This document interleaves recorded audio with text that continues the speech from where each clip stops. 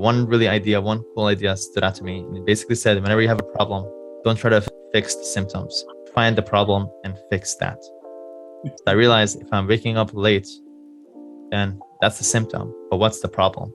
And I realized the true problem was actually being on my phone late at night. We mentioned having a calendar, Google Calendar, especially Google Calendar. Everybody needs a calendar. I myself didn't use a calendar for 5 or 6 years, and I always knew I needed a calendar, but I'm like, I don't really need it. But for the past year, I've been using it, and it's something that really gives structure to your entire day. So I think most lawyers right now have calendar. If you don't, you need it. It's needed. There's no way for you to kind of live in a controlled way unless you know with clarity what your day looks like when you're doing things. Best thing, Karina, if you already done this, is it has to be time before Monday. On a weekend, you have to kind of plan out your week ahead. What are my big focuses this week? What do I really want to do? What do I want to really focus on? For me, I usually do that on a Saturday night or on Sundays. I look at my week. Okay, it's like big picture stuff. It's not like small stuff, like big picture. Well, Thursdays, I'm not gonna have any meetings. I'm just gonna drive to my office, meet with my mentor, and just focus on that. Mondays for me is all dedicated to my team. So I'm gonna have all my team meetings all on Monday. So think of like big themes, like your team, legal work, meetings, business development, things like that, big themes, and try to associate a day towards those specific things. For those that want to create this, I would say Monday is the best day for team, anything with team. So you have that.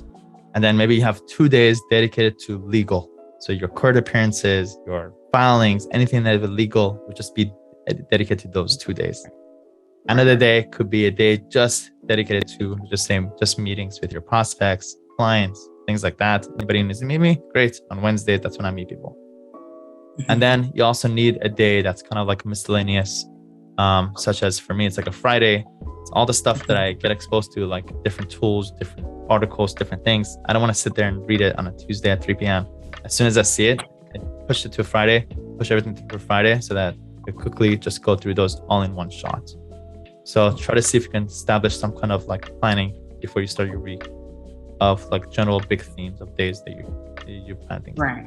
Batching theme days sounds a whole lot better to me than time blocking, because when I focus on something, I'm gonna be focused for like 3 or 4 hours. I can't do like a 30-minute session and then jump to something else. My brain doesn't work like that. Exactly. Yeah, exactly. Like just that, it's like a legal day.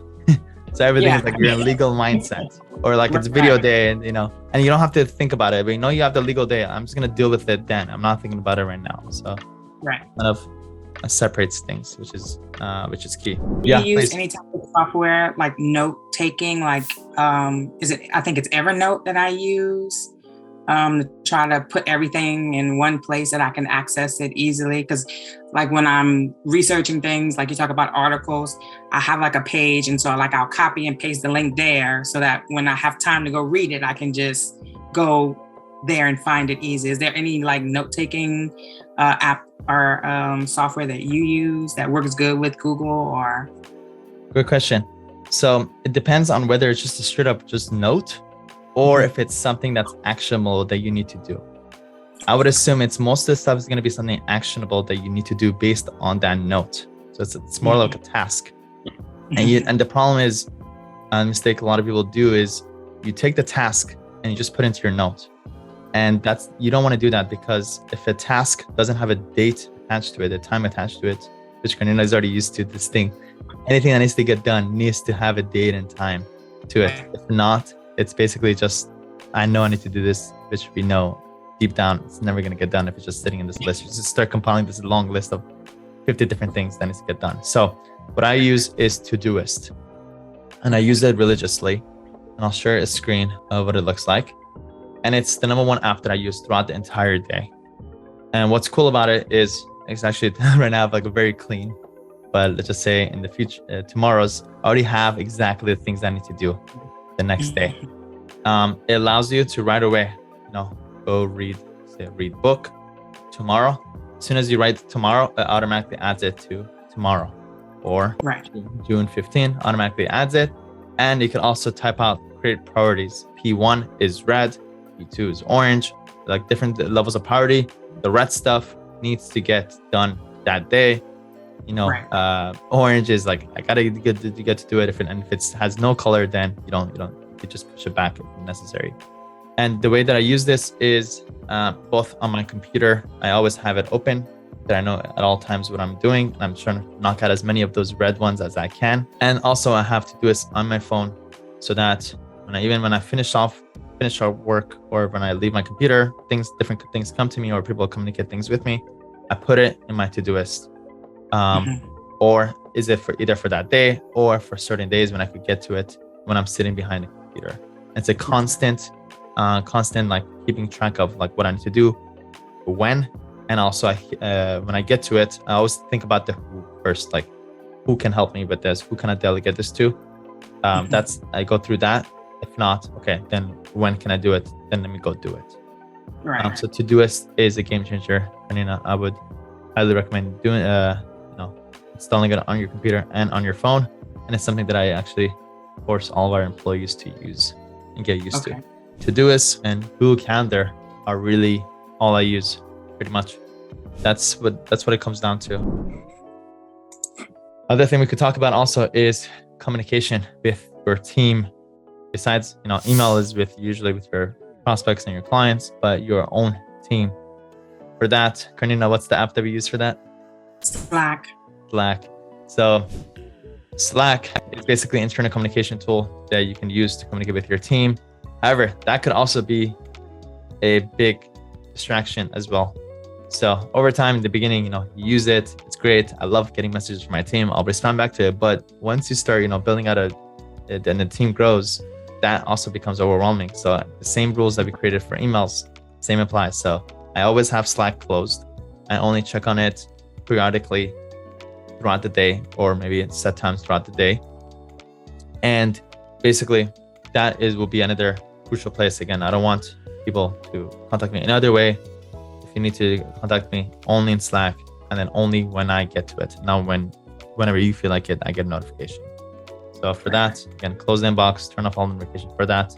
And again, once you have your team that has very specific roles, then everybody just knows what they're doing. They move things moving forward. And then you don't want to establish yourself as the bottleneck either. Things don't necessarily need your approval. You need to be able to trust people to do what they need to do. You could still, again, if you're really concerned, if it's like legal work, then yes, you could be the last layer of reviewing before this is submitted. But for the most part, you got to kind of trust people to do their thing and let them do it. So a lot of trust. Any other questions, Karnina? No, I think that's a good start for me to get going. Oh, I do have a question. I remember you said you had posted something about your new morning routine. Yes. So just 3 weeks ago, it's been 3 weeks now. It was triggered by, actually, I always knew I was going to build up for it, to waking up early, having a good morning.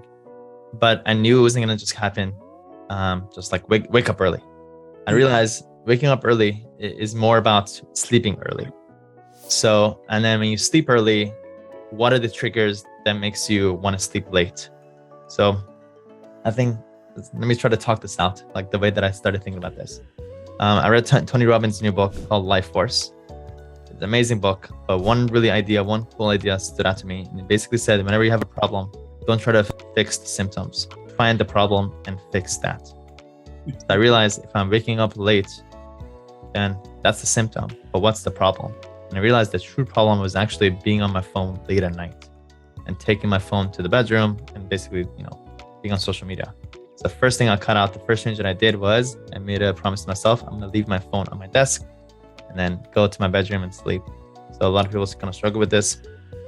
If you're looking to, have a good morning, think about the night before, think about how you build that momentum. So that was the first thing. I did that for like a week or two. Then that kind of forced me to sleep earlier. And the next level was to start waking up at 5. Now I wake up at 5:10 in the morning, which has been surprisingly much easier than I thought, because I sleep still sleep a little bit late, but it's been easier than I imagined. And now I wake up at 5:15 and I actually start going to synagogue. A synagogue at 6 a.m. and there's a class. And there's about 30 young people who show up to learn from Gemara, which is this high level kind of very old book, 2,000 years old book, for 45 minutes from 6 to 6:45 in the morning to basically learn. So by the time it's like 6:30, imagine my mind is already like, going, it's already kind of getting warmed up. Then from 6:45 to 7:30, prayer with 20 people. So I get my little, social time at that point. Then 7:30, drive out to go swimming. I started swimming for about 45 minutes in the mornings. And then I get home by about 9:30. Then my first meetings and things start by 10. So by the time people, start working, start working by 9 or 10, I've already had this like full long mind kind of working social, meditative kind of state. And, I guess the lesson is, you don't want to just wake up and just slouch, get on your phone and just start thinking. So it's about having at least 30 minutes of your time where you're kind of relaxed, in a relaxed state. Everybody has different ways to do it. Enjoy your coffee in the balcony, go read something for 10 minutes, go, sit with your spouse, slow it down early on, slow it down instead of running around. Just spend 30 minutes of just like slow it down. That's what it comes down to. Lawyer Nation, I hope you enjoyed that video. If you did, take a moment right now to subscribe right below and turn on the bell notification to get notified every time I post a video, because right now I'm posting 5 videos a week, providing lots of value to lawyers. So click right here to subscribe, and to watch the next most relevant video, click right here. Go do it, go watch it.